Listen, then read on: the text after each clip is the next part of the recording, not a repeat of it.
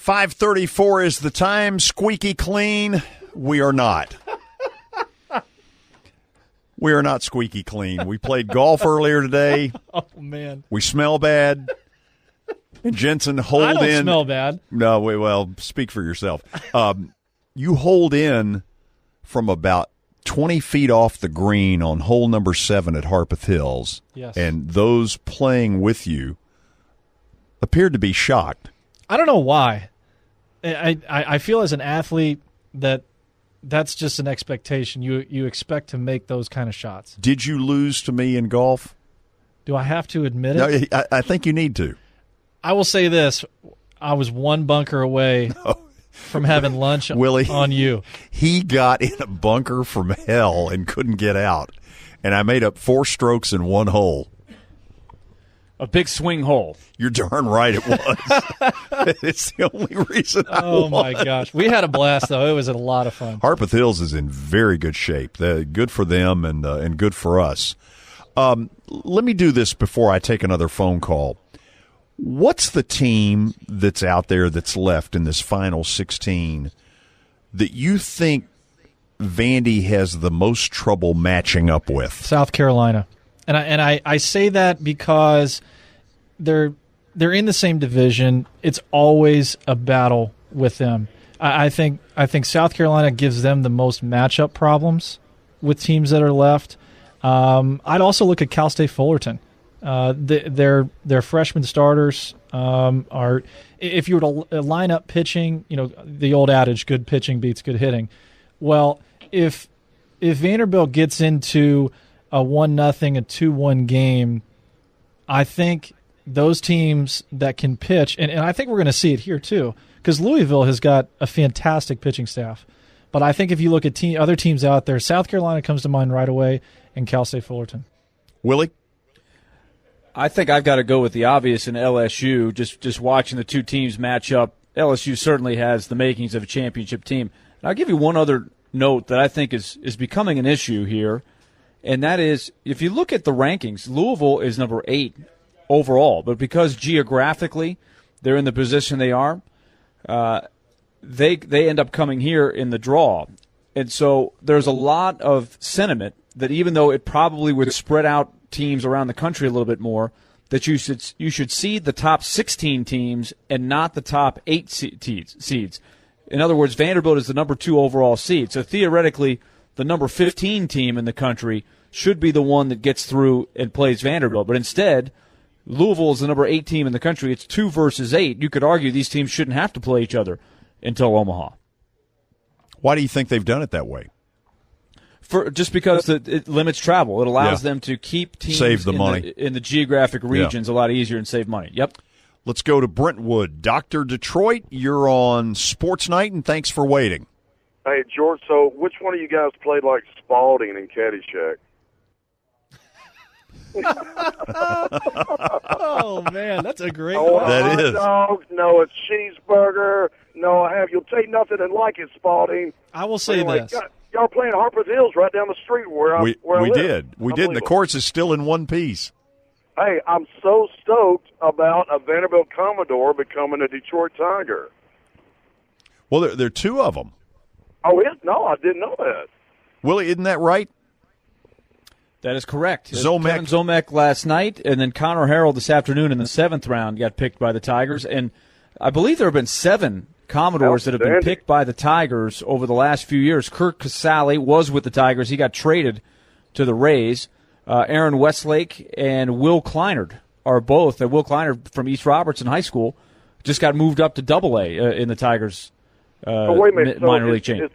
Is the Detroit Tigers becoming the Chicago Bears of Vanderbilt players now, or what's going on? I guess you could say that.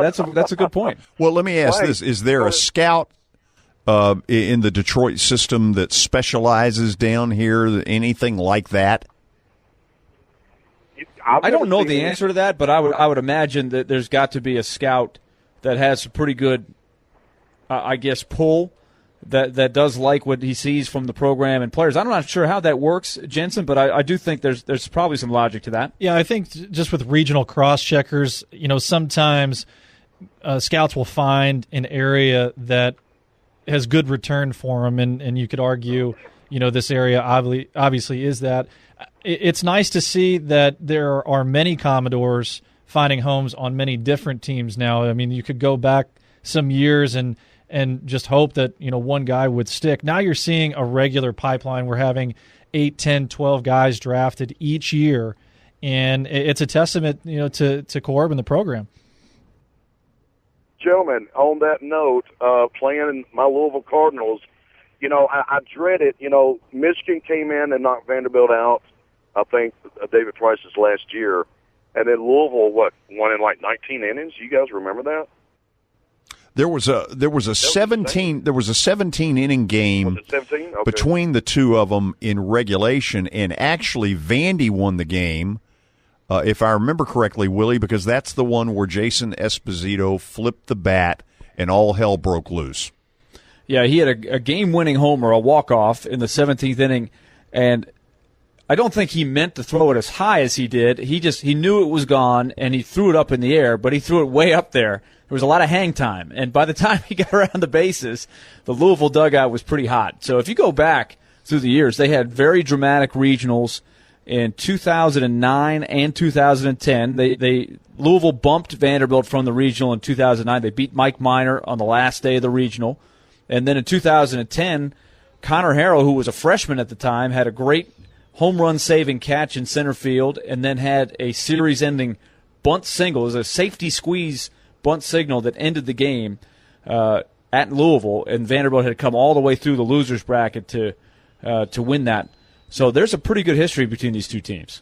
Jensen, I want to spend a couple of minutes. You and I did this during the 3 o'clock hour, but for those who were not with us, you've got a big deal brewing down in Miami with the performance-enhancing drugs deal, and you've got A-Rod's name being thrown out there. You've got Ryan Braun, Nelson Cruz, among others. How deep do you think this is going?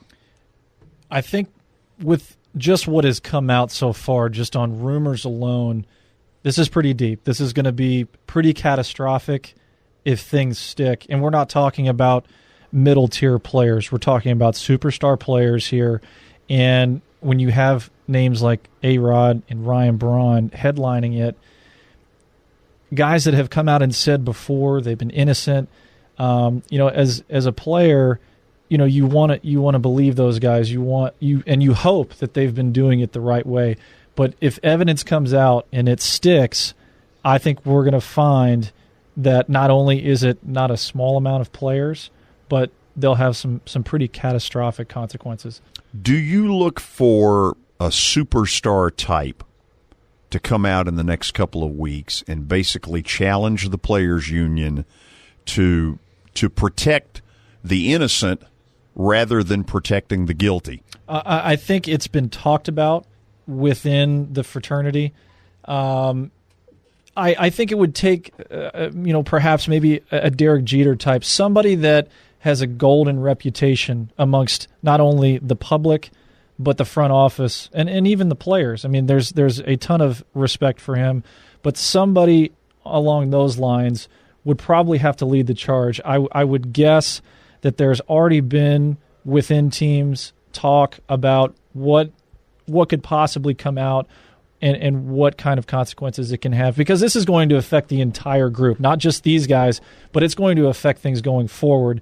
Contract negotiations, stiffer penalties. They're already stiff now, but if guys are willing to risk it even further and are getting compensated fully, I think there's going to be some adjustments. Willie, throw out one if you want, then we'll go to the break and we'll hear from Tim Corbin after the commercial break's over.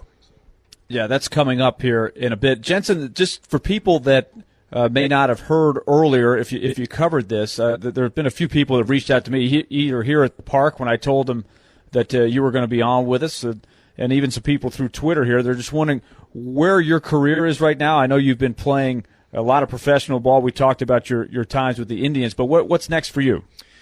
Just right now, I was signed with the Cubs this offseason, and got released in the first couple weeks of April. Just still training in my off-season home in Scottsdale and staying ready for that call. But it's a long year. If you look at the calendar, I mean, we're just into the first week of June. So if you put that in the baseball calendar, I mean, we're just through the first third of the season. But I've had such a great time. Obviously the big leagues with the Indians. Played a season with the Diamondbacks last year, and then the Cubs this year. Just still getting after it. I'm 29 and continuing to stay ready, for when that call comes. Let's do this. When we come out of the break, you're going to hear an interview that Willie did a little while ago from Vanderbilt baseball coach Tim Corbin. And as we go to the break, let's talk to you about the folks at Gateway Tire and Service Center. As you know, over the last 2 months, we did kind of the tour, hometown tour, if you want, of a lot of different Gateway Tire and Service Centers in promoting the Music City Sports Festival. Well, it's not as though I didn't already know what the product is and how good it was, but what that tour allowed me to do was kind of verify what I thought already. These are folks who are honest, they're fair, and they're going to shoot you straight. They're going to say to you, here's what you need, here's what you don't need. And I think people appreciate that. They don't want to be gouged, and they don't want to be paying for things that they truly don't need. That's one of the beauties of dealing with this company. Gateway Tire and Service Center got a lot of locations in our area. To find one that fits best for you, go online to gatewaytiremidtn.com. Again, that's gatewaytiremidtn.com. And at 5:46, stay tuned. You're listening to Sports Night, presented by Baptist Sports Medicine.